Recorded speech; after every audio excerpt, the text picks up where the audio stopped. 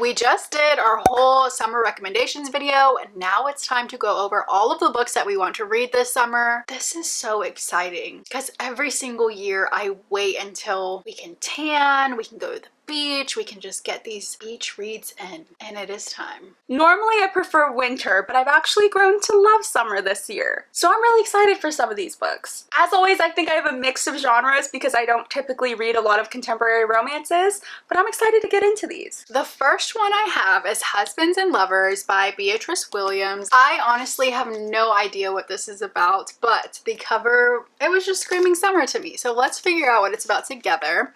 It says two women separated by decades and continents, but united by an exotic family heirloom, reclaim secrets and lost love in the stunning novel from the best-selling author of The Summer Wives. I think it sounds good. Is it kind of giving like Ellen Hildebrand a little bit? It sounds like there's going to be a little bit of everything in there. Some historical fiction, some romance, and a lot of family drama, which is some of my favorite tropes. The first one I know I have to read this summer is a Book of the Month book I just recently got, and it is The Summer We Ran by Audrey Ingram. This one sounds so good because it starts as a teenage romance. It says summer of 1996. Over a few wondrous and heat-filled months, Tess and Grant's love blooms so ferociously it feels utterly impossible that anything can keep them apart. More than 2 decades after their epic teenage romance, Tess and Grant are both running for governor of Virginia, and secrets from that summer threaten to shatter their families, their political futures, and the memory of the first love that shaped their lives. I'm gonna eat this up. I love a teenage romance, so the fact we're gonna get to experience that with them, and then now we'll have them both competing for governor, I feel like it's gonna be good. The banter's gonna go crazy. I already know it. Definitely. I have to reread We'll Always Have Summer by Jenny Han. I haven't read this since like the beginning of this reading journey when I reread it. I'm one of the people who have to compare the book to the show, and as good as we know the show is gonna be, I have to go back and see the way it's supposed to be done. Because if Jenny Han messes up the ending, I will throw a huge fit. The series finale comes out like next month, so I think if I read it now, I'll have a good time to not really remember every little thing to nitpick about it, but I'll remember enough. A book I was supposed to read last summer and didn't get around to it is Security by Gina Wolfsdorf. As hotel manager Tessa and her employees ready the hotel for its invitation-only grand opening, a killer is in their midst, and one by one members of the staff are being picked off with ruthless precision. Who is killing these hotel people? I feel bad for them. It's got to be someone on the inside, right? It's just going to be a fun, fast-paced mystery, and I've never read anything by this author, so I hope that I love it. One that I have to read this summer is The Last Miss Parrish. I've been wanting to read this one for a while. I know so many people compare it to the Housemaid series. I know a lot of you guys say like this is the OG of that, and honestly I'm already kind of forgetting the Housemaid, so I think it'll be the perfect time to read this. We got this from a thrift for like a few cents. Yeah, it was like 50 cents. Crazy. Amber Patterson is fed up. She's tired of being a nobody, a plain invisible woman who blends into the background. She deserves more, a life of money and power like the one blonde-haired, blue-eyed goddess Daphne Parrish takes for granted. Amber uses Daphne's compassion to insinuate herself into the family's life. Before long, Amber is Daphne's closest confidant, traveling to Europe with the Parrish family and growing closer to Jackson. So she's trying to be her. Wow, what a jealous girl. But a skeleton from Amber's past may ruin everything that she has worked towards, and if it is discovered, her well-laid plan may fall into pieces. I hope it does. She probably has done that with another lady. Yeah. And like took over her life. Ew. That sounds really good though, but I'm not getting the Housemaid from that. I mean, I guess. We'll see. Up next, I have No Place Left to Hide by Megan Lally. I am so incredibly excited to finally read another book by this author because the first book I read, That's Not My Name, I gave 5 stars last year. So I've got pretty high hopes for this one. This one, though, I know is the really creepy one where an old SUV starts aggressively tailing Brooke and her friend on an isolated road towards home. Something about that is giving me a lot of anxiety already. So I definitely have to get to the bottom of it. I don't know what's gonna happen, but That's Not My Name was absolutely crazy. So I think this will be a fast read for summertime. Another one I really want to read this summer is The Counselors by Jessica Goodman. You read this one, right? I did, and I liked it. Okay, good. Camp Alpine Lake is the only place where Goldie Easton feels safe. Goldie's not the only person at camp who has been lying. When a teen turns up dead in the lake late one night, she knows that the death couldn't have been an accident. She also knows that Ava was at the lake the same night. Asking questions offers no answers. Only broken bonds of lifelong friendships with hidden danger and betrayals deeper than Goldie ever imagined. This sounds juicy. This sounds like the perfect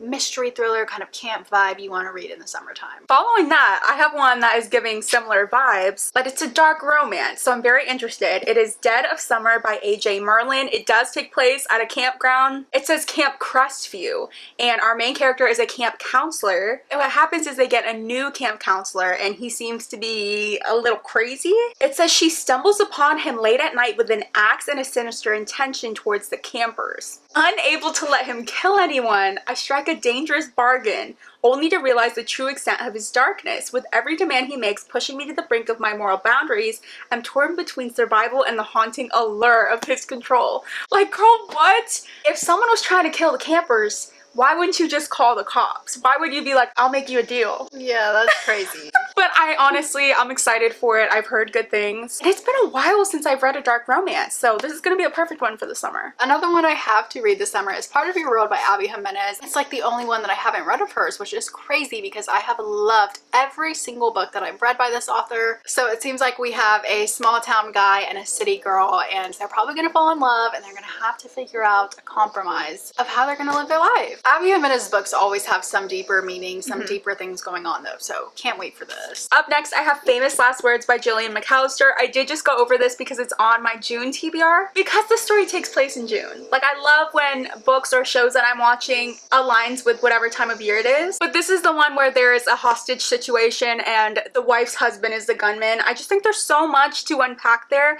I cannot wait to see what happens. I've really enjoyed the last two Jillian McAllister books I've read, so I hope that I love this one just as much. I of course have to read some Ellen Hilderbrand books in the summer. I just saw a TikTok of a girl saying that 28 Summers was like the best book that she has ever read in her entire life. And the Ellen Hilderbrand books that I have read have been some pretty top-notch reads, so I believe her. 28 Summers says their secret love affair has lasted for years, but this will be the summer that changes everything. 28 Summers is the unforgettable story of an unconventional love that knows only one season. Ooh. I got it for $4.99 at Ollie's. And then this one is Swan Song. This was the last like Nantucket type of book that she put out. It says the last of Ellen Hilderbrand's best-selling Nantucket novel. Swan Song is a repulsive medley of glittering gatherings, sun-soaked drama, wisdom, and heart, featuring a colorful cast of characters, including the beautiful and timeless island of Nantucket itself. I kind of want to read an Ellen Hilderbrand book. I think you would really like it. Like, which she's one? not messing around. The Perfect Couple was crazy. I think you told me a little bit about that. Oh, okay. The Hotel Nantucket is very good too. I'm gonna see if we go thrifting or something and I find one, I'll let that one be the one that I read. The last two books we both want to read this summer, and we did just talk about them in the June TBR,